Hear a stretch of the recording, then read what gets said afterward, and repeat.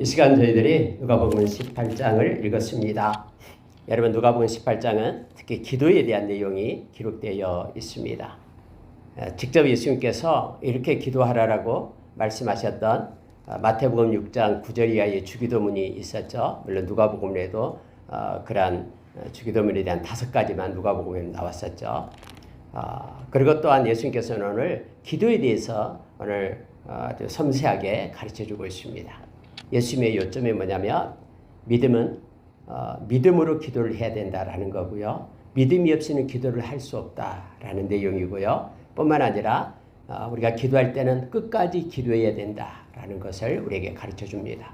예수님께서 직접 이렇게 말씀하셨기 때문에 우리는 이대로 순종하며 기도에 나가면 됩니다. 특히 믿지 않은 영혼들을 위하여 구령의 열정을 가지고 기도하고 있다 그러면은 도중에 그가 10년 기도해도 돌아오지 않는다고 포기하면 안 됩니다. 끝까지 그가 죽을 때까지 우리가 기도를 하는 거예요. 우리가 죽든 우리가 기도하는 대상이 죽든 죽을 때까지 기도를 하는 것입니다. 그래서 특히 구령의 기도를 할 때 믿지 않은 영혼들을 위한 기도를 우리가 끝까지 해야 됨을 기억하기를 원합니다. 오늘 몇 가지를 말씀을 묵상하고요. 우리도 기도하는 시간을 갖겠습니다. 여러분, 18장 1절에 예수께서 그들에게 항상 기도하고 낙심하지 말아야 할 것을 비유로 말씀하여 이르시되 이렇게 되어 있습니다. 여러분, 기도하면은요 사라지는 게 낙심입니다. 그래서 여러분, 기도가 없으면은 우리가 불평하고 또 시험에 빠지고 미혹에 빠지게 되죠. 그래서 예수님께서 우리가 마태복음 26장에 겟세마네 동산에서 제자들이 막 잠자고 있을 때 예수님께서 깨우시면서 말하잖아요. 너희가 1시간도 깨어있을 수 없더냐. 시험에 들지 않도록 깨어 기도하라라고 말합니다. 그러니까 기도하지 않으면 시험에 빠지고요. 또 미혹에 들고 그렇죠. 베드로가 미혹에 빠지잖아요. 예수님을 저주까지 해버리잖아요. 기도하지 않았기 때문에 그런 거죠. 여기서도 역시 예수님께서는 우리가 항상 기도하라라고 우리에게 말합니다. 항상 기도하고 낙심하지 말아라. 그래서요, 우리가 항상 기도하지 않으면은 이 낙심이 스물스물 우리에게 옵니다. 막 선한 일을 행하다가도 그 일이 이루어지지 않고 더디게 오면은 우리는 낙심을 하죠. 근데 성경 우리 갈라디아서 6장 9절에서 우리가 선을 행하되 낙심하지 말라 이렇게 말합니다. 포기하지 않으면 끝까지 가면은 때가 이르면 거두게 된다라고 우리에게 가르쳐주고 있죠. 왜냐하면 하나님의 때하고 저와 여러분이 소망하는 때하고는 다르기 때문에 그래요. 우리는 막 빨리빨리 했으면 좋죠. 근데 하나님의 때는요 정확합니다. 빨리 한다고 좋은 게 아니죠. 오히려 그것 때문에 더 잘못될 수가 있죠. 그래서 조급해하지 말고 하나님의 때를 기다리며 기도를 멈추지 않는 저와 여러분 되기를 원합니다. 예수님께서요 항상 기도하고 낙심하지 말아야 할 그것을 비유로 말씀해 줘요. 이 비유는 참 묵상할수록 크죠. 왜냐하면 불의한 재판장이에요. 권세가 있고 능력이 있고 하나님을 두려워하지 않고 하나님을 믿지 않는 재판장. 그래 자기 마음대로 하는 재판이에요. 막 그런 것을 옳다하고 옳은 것을 그르다하고 뭐 자기 마음대로 해요. 근데 그런 권세가 있는 그 재판관, 하나님도 무시하는 재판관 이거예요. 근데 한 가부가 있는데요. 이 가부는 오늘 말씀을 보니까 억울한 일을 당했어요. 뭣을 빼앗겼거나 어떻게 잘못된 거죠. 너무나 억울해요. 그래서 이 가부가 방법이 뭐냐면 이 재판관을 찾아가서 호소하는 거예요. 나 억울합니다. 근데 이 억울함을 좀 풀어주세요 하고 얘기하는 거예요. 근데 여러분 한두 번 했을 때 그 재판관이 그걸 들어줬겠습니까? 권세 있는 자가 말해도 들을까 말을까 한데 먹으라도 가는데 이 아무것도 없는 가부, 힘이 없고 경제력이 없는 그의 말을 들었겠어요? 안 들어요. 근데 여러분 놀라운 것은요, 이 가부는 아예 들어줄 때까지 가는 거예요. 오늘 가고 내일 가고 모레 가고 계속해서 가는 거예요. 그래서 성경은 이렇게 말하죠. 4절에 그가 얼마 동안 듣지 아니하다가 이 고비를 뚫어야 돼요. 얼마 동안 듣지 않는 이 고비를 넘어서야 되죠.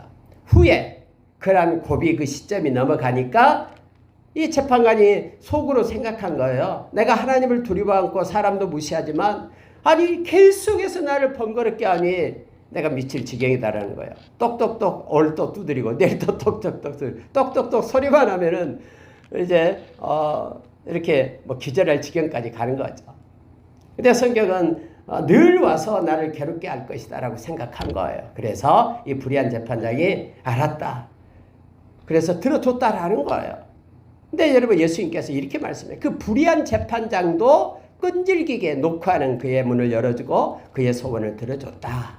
근데 하물며 불의하지 않는 하나님께서, 의로우신 하나님께서 밤낮 부르짖는 내 백성의 소리를 들어주지 않겠느냐.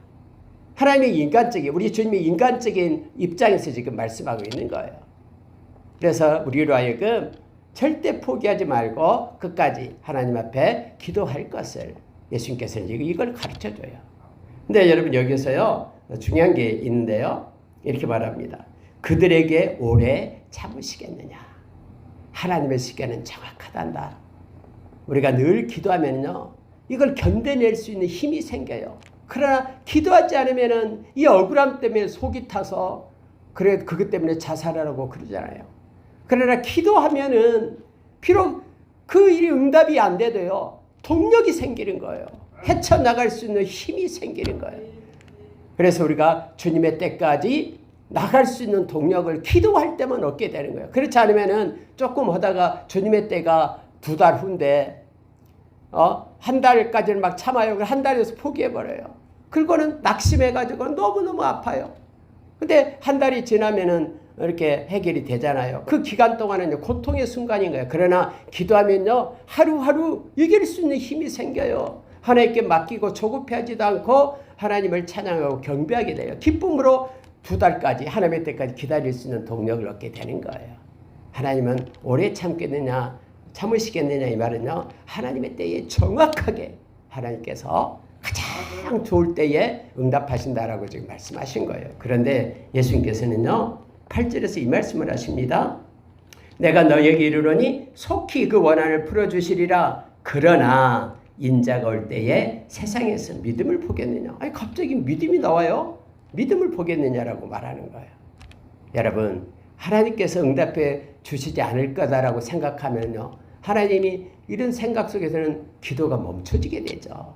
아니, 하나님은 응답하지 않을 거라고 속에 생각이 드는데 기도하겠습니까? 근데 좋으신 하나님은, 나의 모든 것을 알고 계시는 하나님은, 나를 유익하게 하시는 하나님은 반드시 살아계셔서 찾는 자들에게 상 주시님을 믿는다라고, 그 믿음이 있다 그러면은, 자, 목자 되신 주님께서 양의 소원을 들어주는 그 믿음을 가지고 있다 그러면은 끝까지 주님이 들어주실 때까지 그렇게 우리는 기도할 수 있음을 알게 됩니다. 상 주신 이심을 믿어야 할지니라. 이것이 믿음이다라고 우리에게 가르쳐 줍니다. 가장 좋은 것으로 우리에게 허락해 주신 우리 주님을 믿습니다.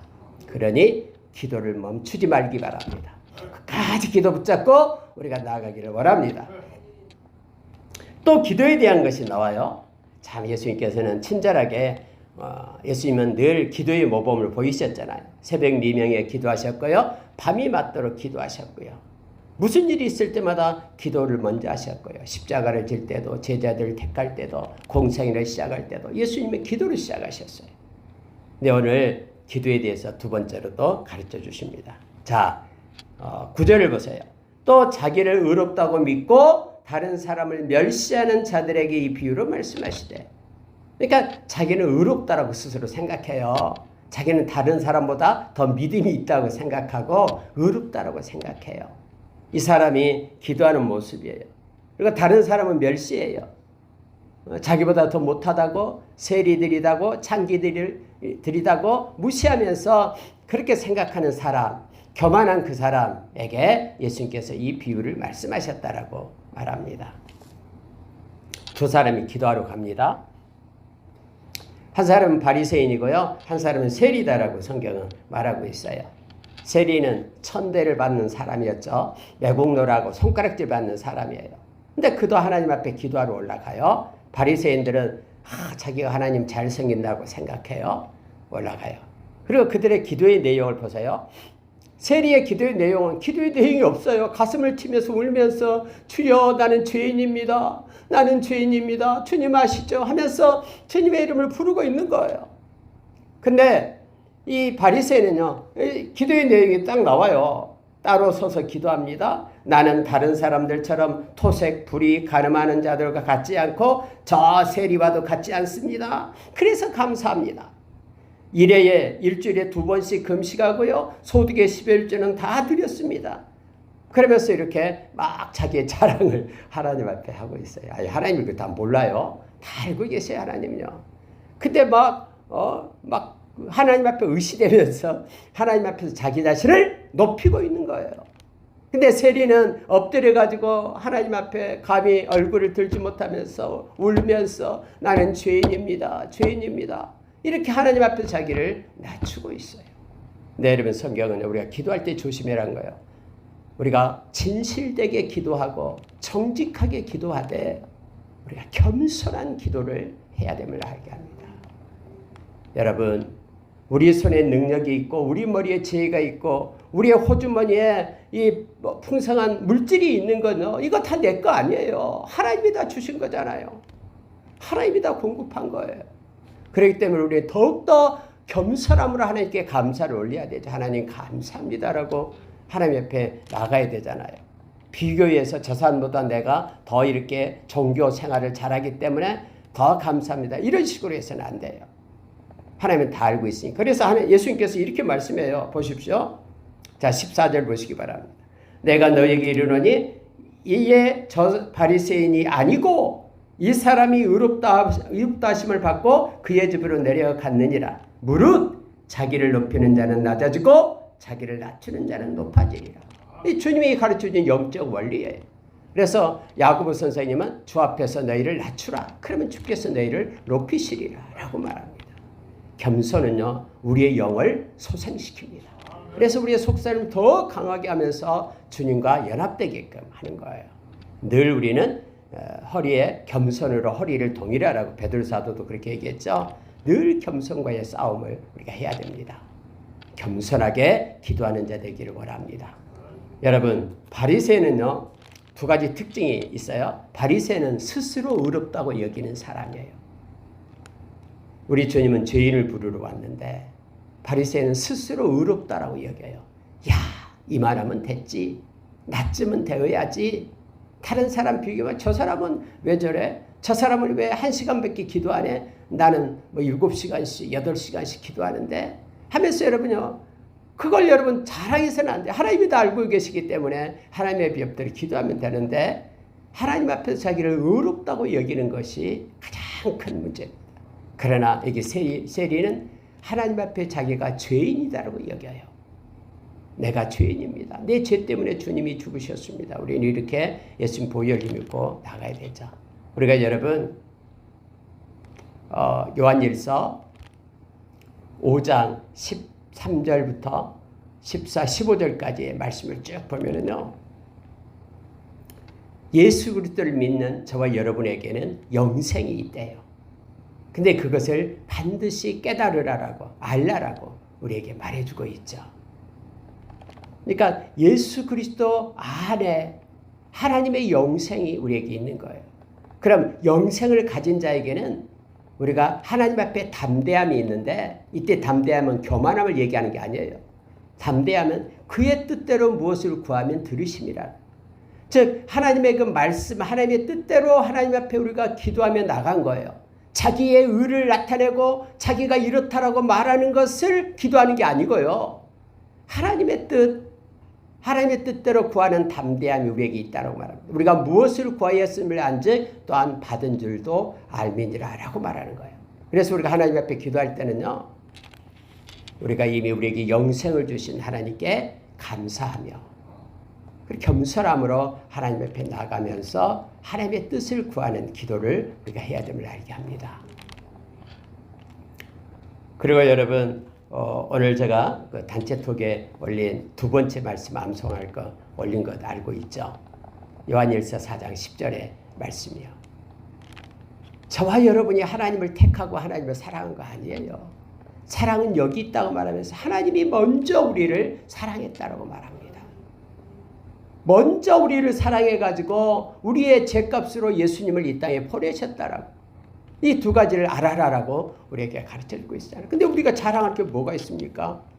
우리가 택한 게 아니다니까요. 우리의 뜻대로 우리가 막 예수님 쫓아가서 우리가 예수 믿는 거 아니다니까요. 하나님이 먼저 우리에게 와서 사랑을 베풀었기 때문에 우리가 예수를 믿는 거예요. 하나님의 자녀가 된 거고요. 구원을 받는 거예요. 그래서 우리는 겸손함으로 또 감사함으로 하나님 앞에 기도하며 예배하는 자가 되기를 원합니다. 자, 여러분, 또 하나의 사건이 나타나요. 사람들이 예수께서 만져주심을 바라고 자기 어린아이를 데리고 왔다라고 말합니다. 예수님한테 어린아이가 이렇게 올 때 예수님이 기도해 주면은 이 부모가 너무나 흐뭇하잖아요. 예수님 사랑하는 예수님께서요. 그래서 여러분 아이들을 데리고 오는데 이 예수님의 생각하고요, 이 부모의 생각 아니 제자들의 생각은 달라요. 제자들은 예수님 생각하니까 아이까지 와서 이렇게 귀찮게 하냐라는 거죠. 다른 많은 사람 병자들이 와서 막 애워싸고 있는데 저 꼬뱅이들까지 와서 예수님을 힘들게 한다 생각한 거예요. 예수님을 생각한답시고 아이들 오는 것을 갖다가 막은 거예요. 오지 마! 에이 가! 놀아! 저기 가서 놀아! 그래서 얘들 쫓아낸 거예요. 근데 다른 성경에 보니까 예수님이 분노했다라고 얘기합니다. 의분을 예수님이 했어요. 왜 막냐라는 거예요. 그러면서 어린아이를 데리고 이렇게 얘기해요. 하나님의 나라는 이 어린아이들처럼 하나님의 나라를 받들지 않는 자는 하나님 나라에 갈 수 없다라고 얘기해요. 여러분 이때 어린아이는요 진실함을 얘기하죠. 순진하고 진실함을 얘기할 때 어린아이처럼 하나님의 나라를 붙들어라 이렇게 얘기해. 의심 없이 순진하게. 그래서 우리도 하나님의 나라를 사모해야 돼요. 하나님의 나라를 사모하지 않고 이 세상에서 하나님이 복을 줘가지고 잘 먹고 잘 살면 된다고 생각하면 그는 구원받은 자가 아니에요. 이 세상은 먼지와 같아요. 영원한 하나님의 나라를 사모하는 자가 돼야 됩니다. 그래야지만 이 세상에서 흔들림이 없어요. 그러나 이 세상의 것 가지고 판단하면요 조금 복을 주고 뭐가 잘 될 때는 막 하나님 찬양 하다가 좀 힘들어지면은 하나님이 나 도와주지 않네 하면서 하나님을 버리고 떠나요. 그래서 여러분 우리가 하나님의 나라의 소망을 가지고 이렇게 어린아이처럼 순수하게 받아들여야 됩니다. 이것이 중요해요. 근데 여러분 다른 성경에는 또요 어린아이의 일을 버렸다라고 했죠. 장성했는데 어린아이의 일을 버려요. 말은 무슨 얘기냐면은 어린아이처럼 생각하고 어린아이처럼 판단하는 것을 버려야 되잖아요. 아니 어른이 돼가지고 어린아이 목소리로 뭐라고 얘기하고 하면 되겠어요. 어린이 돼가지고 참지도 못하고 어린아이처럼 막 떼쓰고 막 뒹굴고 그러면 되겠습니까? 그러니까 여러분요 성경에는 이렇게 역설적인 것들이 있어요. 근데 여기서는 마음 순수하고 의심 없는 마음으로 하나님의 나라를 소망하고 바라라라는 거예요. 하나님의 나라가 있을까? 이렇게 의심하면 안 된다라는 거예요. 100% 온전하게 하나님의 나라를 믿고 우리는 하나님의 나라의 백성임을 시민권을 가졌음을 가지고 이 마음을 가지고 우리가 살아가는 우리가 되기를 원합니다. 여러분 우리가 잘 아는 부자 관리가 와서 예수님께 질문을 해요. 예수님 저 영생을 얻으려면 어떻게 해야 됩니까? 선한 선생님이여 이렇게 묻습니다. 그랬더니 예수님께서 네가 계명을 알고 있는데 간음하지 말라, 살인하지 말라, 도둑질하지 말라, 거짓 증언하지 말라, 내 부모를 공경하라 하였느니라 이 말씀을 하니까 이 부자 청년이 그거 제가 어렸을 때부터 다 지켰는데요 이렇게 얘기해요. 그러니까 예수님께서 아직도 한 가지 부족한 것이 있다 하면서 내게 있는 것을 다 팔아 가난한 자들에게 나눠주라. 그리하면 하늘에서 내게 보화가 있으리라. 그리고 와서 나를 따르라. 이렇게 말씀하신 거예요. 자, 예수님 말씀하신 게 뭐냐면 어떻게 하여야 영생을 얻을 수 있습니까? 여러분 이 질문이 틀려요. 질문이 틀린 거예요. 왠지 아세요? 우리는 어떻게 해서 영생을 얻는 게 아니에요. 영생이라는 것은 하나님이 거저주시는 은혜예요. 우리가 막 노력한다고 해서 내 행위로서 구원을 얻는 게 아니거든요. 그래서 예수님께서 지금 그에게 말하는 건 나를 따르라 이거예요. 나를 따르라. 예수님을 따르는 제자가 될 때 그가 영생을 얻는 것이죠. 오늘날 예수님을 영접하고 예수님을 따르는 즉 예수님의 말씀 안에 거하는 자가 구원을 얻는 백성이 되는 것이죠. 우리가 그래야지 영생을 얻게 됩니다. 예수를 믿는 자가 영생을 얻는다고 요한복음 3장 16절에서 우리는 정확하게 성경을 말해주고 있죠. 믿음이 없이는 영생을 못 얻어요. 근데 여러분, 예수님께서 그 부자에게 영생을 얻을 때에 영생을 얻는 것보다도 더 네가 지금 마음에 더 중하게 여긴 것이 있다라는 거예요. 그게 뭐냐면은 물질이다라고 얘기합니다. 부자 청년이기 때문에 이 물질이 예수의 제자가 되는 거, 예수를 따르게 하는 것을 막는 거예요. 그래서 그가 부자이기 때문에 근심하면서 갔다라고 성경 말하고 있잖아요. 여러분, 우리가 예수를 믿을 때는요, 이게 중요합니다. 예수를 믿을 때는 다른 그 어떤 것보다도 예수를 믿는 믿음을 가장 앞에 두어야 돼요. 만약에 이것을 프라이어리티, 우선순위에서 뒤로 밀친다 그러면요, 그럼 믿는 것보다 더 중요한 것이 나타날 때는 예수 믿는 것을 끊어지게 된다라는 거죠. 그래서 많은 사람들이 믿음에서 떠나게 되는 거예요. 예수 믿는 것을 가장 앞에 놔야 돼요. 어쩌면 다음에요, 악한 시대가 오면은 예수 믿는 사람들 갖다 막 환난, 옥에 가두고 죽이고 하는 때가 올 수도 있어요. 이미 막 곳곳에는 있잖아요. 이슬람권에서는 있고요. 그래요. 또 어쩔 때는 유혹을 할 거예요. 예수 믿으면 100억을 줄게. 그러면은 나 예수 믿으면 100억 준다고 하는데, 예수 믿지 않으면 100억 준다고 하는데, 어쩌면 100억 받고 뭐 잠깐 안 믿었다고 다음에 믿으면 되지 뭐, 회개하고 믿으면 되지 뭐, 이렇게 생각하는 사람도 있을 거예요. 그러나 회개의 기회가 하나님이 주지 않으면 그는 영원히 지옥에 가요. 100억이 문제입니까? 아니, 지옥에 가는데 100억이 문제예요. 그래서 예수 믿는 거 한 영혼이 생명 얻는 것이 온 천하를 다 준 것보다도 더 귀하다라고 성경은 말하고 있는 거예요. 근데 여러분, 지금 여기서는 이 부자는 예수 믿는 것, 예수를 따르는 것에 물질이 걸림길이 되는 거예요. 사람마다 다 틀려요. 어떤 사람은 지식이 될 수 있고, 어떤 사람은 자녀가 될 수 있고, 어떤 사람은 직장이 될 수 있고, 어떤 사람은 자기 재능이 될 수 있고. 그런데요, 그 어떤 것보다도 어떤 이론과 철학이나 어떤 생각과 그 어떤 것도 하나님 말씀보다 앞설 수 없어요. 예수 믿는 것보다 앞설 수 없어요. 그래, 이 세상에서 가장 존귀한 것은 믿음이다라고. 그래서 베드로전서 1장 7절에 이 세상 끝날 때에 우리도 다른 것 안 봐요. 네가 얼마나 돈을 많이 벌어놨냐, 얼마나 호화롭게 살았냐, 뭐 몇 조를 가진 사람도 많잖아요. 지금 세상에는요. 그거 여러분, 그것 때문에 천국 가는 거 아니잖아요. 우리 주님 앞에 믿음을 가지고 산 거, 그것 때문에, 금보다도 더 귀한 믿음 때문에 우리를 칭찬하고 영광을 주고 존귀케 한다라고 성경은 말하고 있잖아요. 그래서 여러분, 여기서 우리가 이걸 잘못 생각하면 안 돼요. 착각하면 안 됩니다. 다 팔아가지고 가난한 자에게 줘라, 이렇게 얘기할 때는 나는 영생을 택할래, 네가 지금 가장 소중히 여기고 있는 물질을 택할래, 이걸 지금 예수님께서 묻고 있는 거예요. 근데 이 부자는 물질을 택해서 갔다라고 지금 성경은 말하고 있습니다. 자, 여러분, 그러면서 예수님께서요 이렇게 말합니다. 그 사람이 큰 부자임으로 근심하여 가니까 예수께서 이 말씀을 해요. 재물이 있는 자는 하나님 나라에 들어가기가 얼마나 어려운지, 그 물질보다도 하나님을 더 사랑해야 되기 때문에 그래요. 얼마나 어려운지, 낙타가 발을 끼로 들어가는 것이 부자가 하나님의 나라에 들어가는 것보다 쉬우니라, 이렇게 말합니다. 이걸 가지고 해석은 여러 가지로 합니다. 사람마다요. 이 바늘기가 진짜 바늘기냐, 아니면 뭐 성문 곁에 있는 조그만 이제 물이 닫히면 사람들만 다니는 바늘기냐, 그런 이름이 있어요. 뭐 그런 것도 있어요. 이거냐, 막 해석이 분분해요. 근데 여러분, 가장 중요한 거는 그대로 해석하면 돼요. 이 말씀대로요. 그대로. 왜냐하면 다음에 있는 말씀이 그대로 따라주기 때문에 그래요.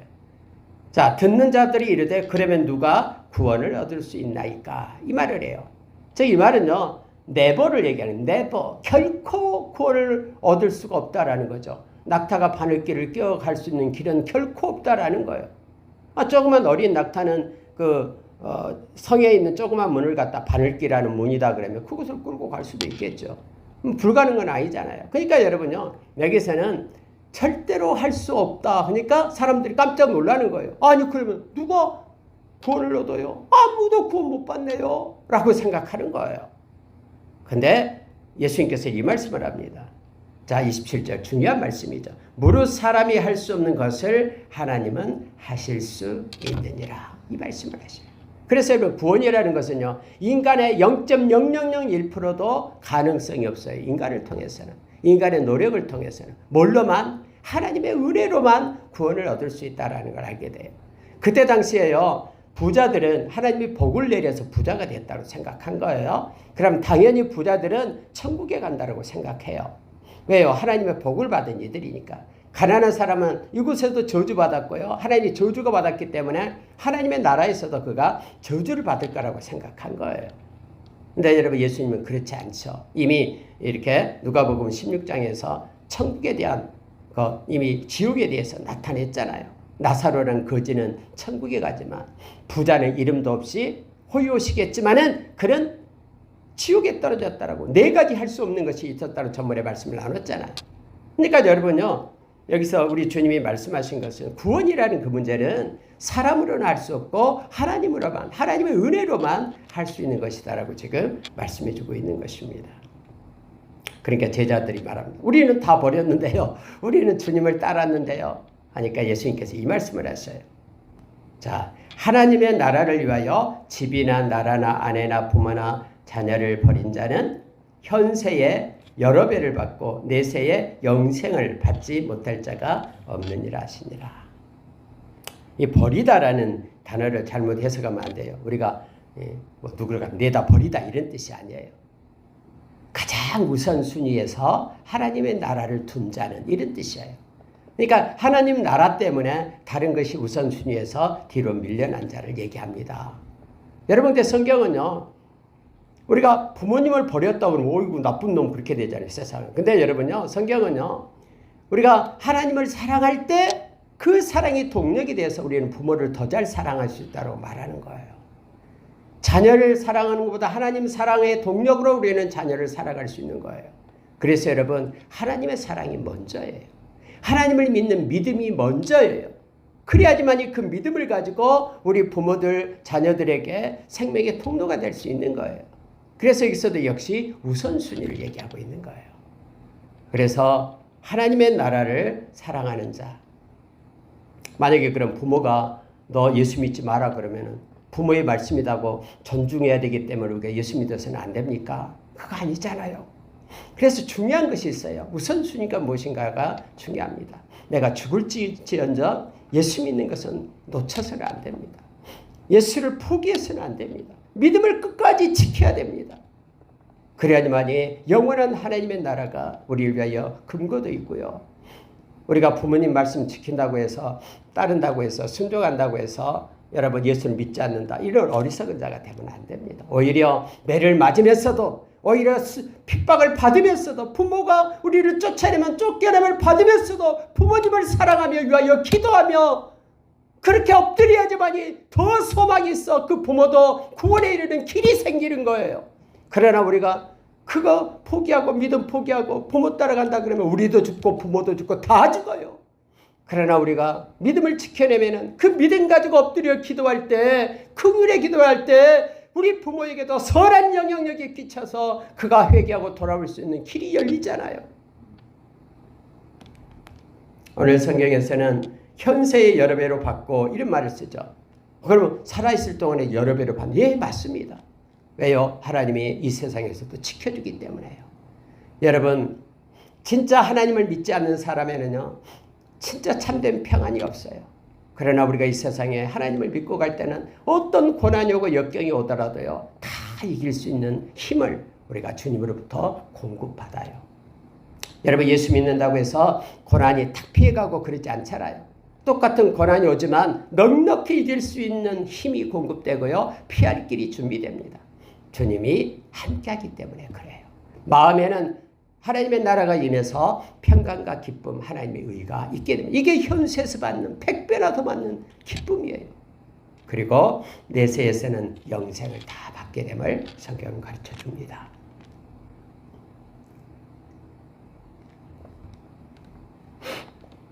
자, 여러분 이 말씀 보고 마치겠습니다. 제자들이 깨닫지 못한 게 있어요. 예수님께서 내가 이방인들에게 넘겨져서 희롱을 당하고 능욕을 당하고 침뱉음을 당하리라. 채찍질하고 나를 죽일 것이다. 그러나 나는 3일 만에 내가 살아나리라 라고 예수님께서 여러 번 말씀을 합니다. 근데 제자들은요 깨닫지 못하였다라고 성경이 말합니다. 근데 성경이 이렇게 표현해요. 그 말씀이 감추었으므로 그들이 그 이르신 바를 알지 못하였더라. 여러분 말씀을 아무리 우리가 읽어도요 이게 우리의 마음 가운데 깨달음이 없고 감춰져 있으면 해석이 안 되는 거예요. 아무리 박사학위가 몇 개인 사람이 이 말씀을 읽는다고 해도요 해석이 안 돼요. 왜요? 말씀은 성령님이 쓰셨기 때문에. 그래서 성령님이 우리 마음에 깨달음을 주실 때, 기름을 부어주실 때 말씀은 해석되고 깨닫게 되는 거예요. 그래서 여러분 말씀은 때로는 감춰져 있어요. 하나님의 때가 되면 그때 열려요. 그래서 혹시나 말씀이 전부가 다 이해가 되지 않더라도요, 이해되지 않더라도 우리는 말씀을 읽고 묵상하며 넘어갑니다. 그러면 갑자기 하나님 성령께서 때로는 어떨 때 깨닫게 하셔요. 또 깨달을 때가 되면 깨닫게 하셔요. 자, 지금 제자들은요 예수님 말씀에 이때는 못 깨달았어요. 이 말이 무슨 뜻인지 몰라요. 한 명도 지금까지 부활한 사람이 없었거든요. 그래서 몰라요. 근데 예수님이 부활하시고 그들을 만났을 때 그때야 그들은 깨달았어요. 아, 그때 예수님께서 이 말씀하셨는데 그때야 깨닫게 되는 거예요. 그래서 우리가 말씀을 읽을 때에 다 깨달아지는 거 아니고요. 또 하나님의 때가 되면 하나님께서 읽은 말씀을 통해서, 암송한 말씀을 통해서, 묵상한 말씀을 통해서 하나님이 깨닫게 하심을 알게 합니다. 말씀을 마치겠습니다. 한 맹인이 있었어요. 바디메오인데 다른 성경에는 이름이 나오죠. 디메오의 아들, 바는 아들이라는 뜻이야. 그래 바디메오가 있었어요. 그가 예수님이 지나가는 소리를 듣게 되었죠. 그래서 예수님이라면 내 눈을 뜰 수 있다고 생각한 거예요. 그래서 다윗의 자손이여 나를 불쌍히 여기소서 큰 소리로 외쳤습니다. 근데 여러분 사람들이 많이 지나가니까 소리도 잘 안 들렸고요. 계속해서 막 시끄럽게 하니까 지나가던 사람이 뭐라고 얘기하냐면 오늘 나오죠. 잠잠해 라고 꾸짖었어요. 야, 저 예수님은 너 같은 비천한, 너 같은 하늘이 벌을 내는 그런 맹인들이 상대할 사람이 아니야. 저 사람은 유명한 사람이기 때문에 너희들 관심도 없어. 근데 여러분 이 바디메오, 이 맹인은 알고 있었어요. 저분만이 나의 눈을 뜨게 할 수 있어. 그래서 성경이 그렇게 말하죠. 더욱 크게 소리질러 다윗의 자손이여 나를 불쌍히 여기소서라고 목 놓아 외쳤어요. 여러분 바로 이거예요. 어떤 징역에 왔을 때 부딪히는 게 있어요. 우리를 막는 게 있어요. 야 잠잠해, 조용히 해, 시끄러워. 근데 그 말에 우리가 귀를 주면 안 돼요. 우리가 그걸 듣지 말고 하나님을 향하여 끝까지 외치는 힘이 있어야 돼요. 이것이 바로 돌파할 수 있는 기도예요. 우리가 이것이 너무너무나 중요하잖아요.